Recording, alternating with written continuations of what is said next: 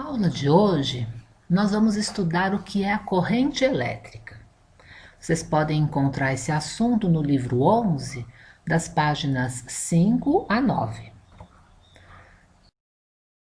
É uma aula de física para o terceiro ano do ensino médio sobre o assunto de corrente elétrica. Você já pensou numa definição apropriada para um rio? Talvez você pudesse pensar em uma água escorregando, descendo por algum lugar. Você poderia encontrar uma definição num dicionário, talvez, mas se a gente for pensar que essa água está escorrendo, que ela está descendo, ela só pode fazer isso se existir uma diferença de altura entre o começo e o final do rio. E essa ideia de água escorrendo é muito próxima da ideia que se tinha de corrente elétrica. Então, em 1747, quando Benjamin Franklin teve a ideia de que a corrente elétrica era um fluido que estava, saindo de um corpo e indo para o outro, sempre saindo de onde havia excesso desse fluido para onde havia falta dele, é parecida com essa ideia do rio. Então a gente poderia dizer que nessa época eles entendiam a corrente elétrica como sendo um rio de eletricidade saindo do positivo, que era o excesso, para o negativo, que era a falta do fluido. Nessa imagem, vocês vão ver uma porção de fatos que aconteceram desde essa definição de Benjamin Franklin em 1747 até a descoberta do elétron em 1897. Então foram exatos 150 anos, e aí vocês vão ver que muita coisa foi inventada, apesar de nem saberem ainda o que era o elétron, né? Então, assim, apesar da concepção de Benjamin Franklin não ser muito correta, né? Na verdade, não existe um fluido elétrico que sai, né, de onde tem excesso para onde tem falta. Ainda assim, muita coisa aconteceu. Por exemplo, foi possível inventar o telégrafo, a pilha de Alessandro Volta, definições e leis relativas à corrente elétrica que estão corretas, embora a concepção inicial não estivesse, os motores elétricos, leis para circuitos de eletricidade, o telefone, a lâmpada, né, até a primeira hidrelétrica brasileira, em 1889.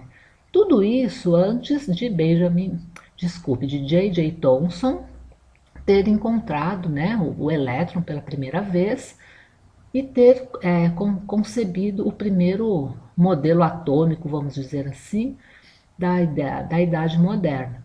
Então, essa imagem que eu construí aqui para vocês, ela serve para mostrar que os modelos, as concepções que nós fazemos da natureza, geralmente não estão 100% corretas. É um caminho que a gente vai percorrendo até, né, ir descobrindo cada vez mais coisas. Mas por esse caminho, a gente consegue ainda assim construir uma porção de objetos, né, e ir progredindo. Então, assim, depois de J.J. Thomson ter encontrado, né, o elétron e ter tido a ideia, né, de que o átomo era composto por prótons e elétrons e tudo, muitas coisas ainda foram descobertas depois disso e muitas coisas ainda serão descobertas a respeito da matéria. Atualmente, a gente define a corrente elétrica como sendo um movimento ordenado de cargas elétricas quando as extremidades do condutor estão submetidas a uma diferença de potencial. Então a gente pode até lembrar do rio, né? O rio precisava, para que a água escorresse, estar numa diferença de altura, que a gente pode dizer que é uma diferença de potencial gravitacional. E no caso dos elétrons, é necessário que exista uma diferença de potencial elétrico.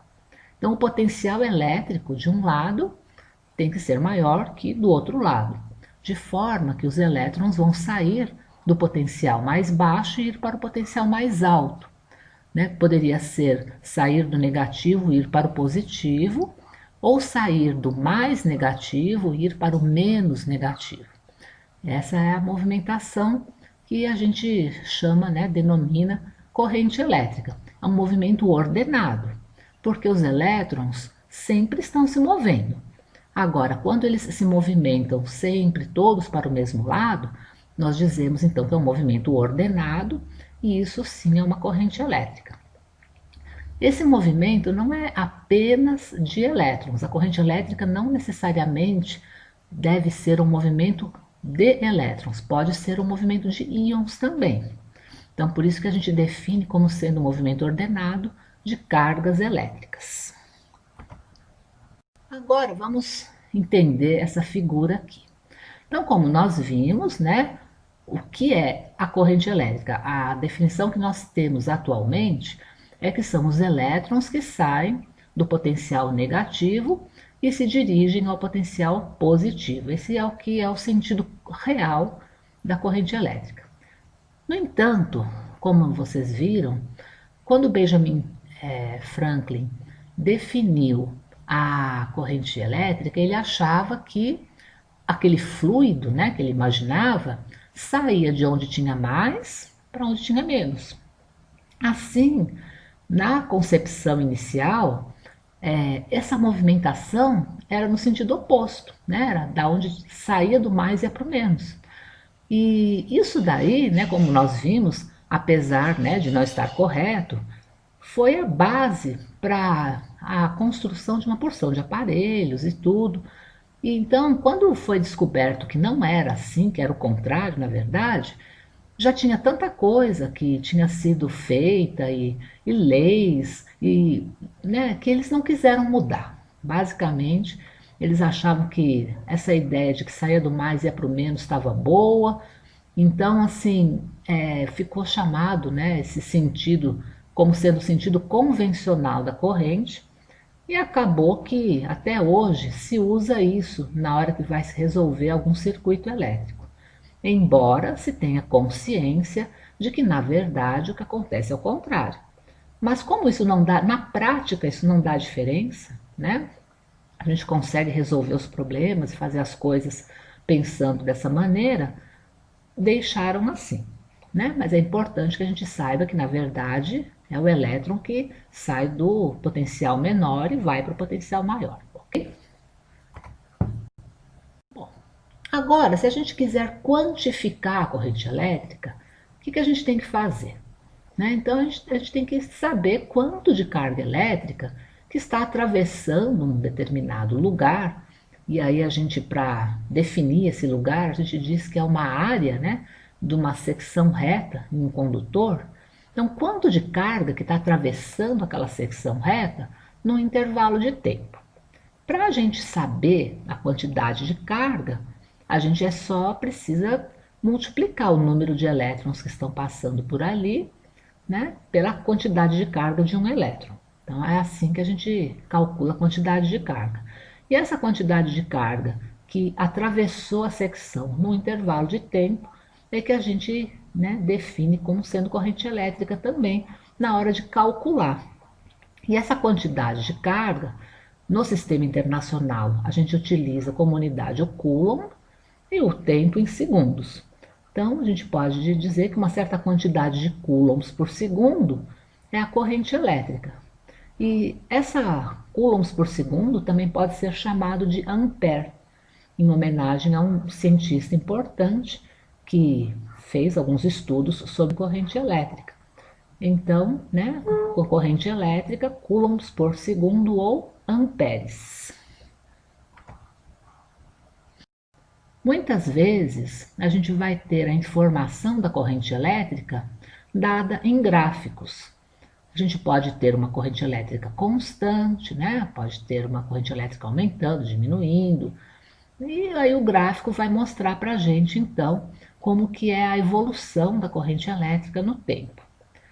Se a gente lembrar da nossa definição de corrente, né, como sendo a quantidade de carga dividida pelo intervalo de tempo, se a gente quiser calcular a quantidade de carga, a gente teria que multiplicar, né? No caso de uma corrente constante, a gente teria que multiplicar a intensidade da corrente pelo tempo. E isso equivale a calcular a área sobre essa curva, né? Multiplicar o ΔT, que seria a base, né, do retângulo aqui na primeira figura, multiplicando esse ΔT pela altura, que seria o valor correspondente da corrente elétrica, a gente obteria então a quantidade de carga. Agora, esse cálculo de área serve também para qualquer formato de gráfico. Então, quando precisar saber a quantidade de carga que atravessou um condutor em um certo intervalo de tempo, e a gente tiver essa informação como um gráfico, calculando a área sob a curva, a gente vai saber a quantidade de carga que passou por ali, então. A gente tem, atualmente, a gente poderia dizer que temos dois tipos de correntes elétricas: as correntes contínuas e as correntes alternadas. A corrente contínua é aquela que vai ser produzida através de pilhas e baterias, e a corrente alternada, no nosso dia a dia, a gente tem nas tomadas, né? A corrente que é produzida ali nas hidrelétricas ou usinas eólicas, ela é desse tipo alternada. A gente ainda vai estudar um pouquinho mais sobre isso para vocês entenderem por que, que ela é alternada. Mas basicamente a gente poderia dizer isso, que as correntes que a gente obtém quando liga um aparelho na tomada, ela fica oscilando, né? Vai para um lado, para o outro, para um lado, para o outro. E no Brasil, essa oscilação é de 60 Hz, ou seja, ela inverte o lado 60 vezes a cada segundo, né? Lembra que o Hertz é oscilação por segundo. Então é rápido, né? Essa oscilação a cada segundo, 60 inversões, e mas assim, varia um pouquinho. Tem outros países que às vezes o valor é 50, né? Varia um pouquinho. Então a gente tem esses dois tipos de correntes elétricas e ainda vamos estudar um pouco mais para entender por que, que é desse jeito. Agora a gente vai ver os efeitos, né? Por que, que corrente elétrica é tão importante na vida das pessoas? É por causa dos efeitos. Então, são os efeitos provocados pela passagem desses elétrons em um condutor, ou cargas, né, em algum condutor, é que vai dar importância dela. Então, o primeiro efeito é esse efeito térmico, né, ou efeito Joule, também como é conhecido. Isso é o efeito que a gente tem quando os elétrons estão ali naquele movimento ordenado e vão colidindo com os átomos do material. E nessas colisões há um aquecimento. Então, a corrente elétrica provoca um aquecimento do condutor. E esse aquecimento a gente pode aproveitar, né, para fazer algumas coisas. Então, eu coloquei como exemplo ali um secador de cabelo. Mas tem os chuveiros elétricos, ferro de passar roupa, uma torradeira. Todos esses equipamentos possuem ali condutores no seu interior, por onde os elétrons vão passando, colidindo ali com os átomos e aquecendo. E aí esse aquecimento a gente vai aproveitar para as coisas aí que a gente precisa no nosso dia a dia. Um outro efeito importante da passagem de corrente elétrica é o efeito luminoso. Então, o que acontece? Quando o elétron está ali, né, colidindo com os materiais ali do condutor, ele acaba mudando elétrons por onde ele passa, ele acaba empurrando os elétrons de um lugar para o outro, mudando, né, onde seria a órbita correta, vamos dizer assim, do elétron. E aí esse elétron sai do lugar dele e para que ele volte para a órbita correta, vamos dizer assim, ele precisa descarregar um pouquinho de energia. E nessa hora, né, é que ele vai, a hora que ele emite essa energia, ele emite na forma de ondas de luz. E aí então a gente pode observar uma luminosidade quando isso acontece. E essa luminosidade também pode ser aproveitada, né, em diversos equipamentos.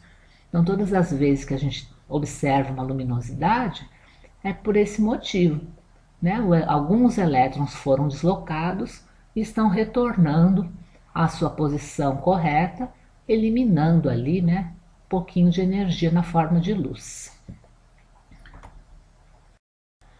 Ainda temos o efeito magnético, que também é muito importante, e a gente também vai estudar mais aprofundadamente isso. E esse efeito é o seguinte: todas as vezes que uma corrente elétrica é estabelecida em um condutor, ela gera um campo magnético também, né? Em torno da corrente elétrica ali tem um campo magnético que é capaz de interferir em bússolas, né? Em equipamentos que vão ser capazes de detectar o magnetismo. Então esse efeito, né, realmente pode ser aproveitado também em alguns aparelhos e a gente também vai estudar mais para frente em algumas aulas. Temos também o choque, né? O choque é muito conhecido aí no nosso dia a dia. Infelizmente, né, pode ser fatal. Então, o que é o choque? É o efeito fisiológico da corrente. É quando a corrente elétrica atravessa o nosso corpo. É quando o nosso corpo é, é como se o nosso corpo fosse o condutor de elétrons naquele momento. Então, toda vez que isso acontece, se a corrente elétrica for de uma intensidade muito alta, pode provocar muitos danos no nosso corpo, inclusive a morte. Então, aqui nesse quadro, a gente vê o que pode acontecer, né, qual seria o efeito, né, fisiológico de correntes mais baixas até as correntes mais altas. Então, a gente vê que uma corrente fraquinha, de 1 mA, por exemplo, não tem problema, né? Não vai provocar nenhum problema no nosso corpo. Mas, à medida em que isso vai aumentando, por exemplo, de 9 a 20 miliamperes, a pessoa já pode praticamente ali desmaiar, precisar de respirador artificial, né? Já é um problema sério. E assim, a partir dos 20 miliamperes, a morte realmente é bem possível. Então, é necessário tomar muito cuidado, né? E ter assim todo tipo de precaução para não deixar que essas correntes elétricas fiquem utilizando o nosso corpo como caminho para se propagarem.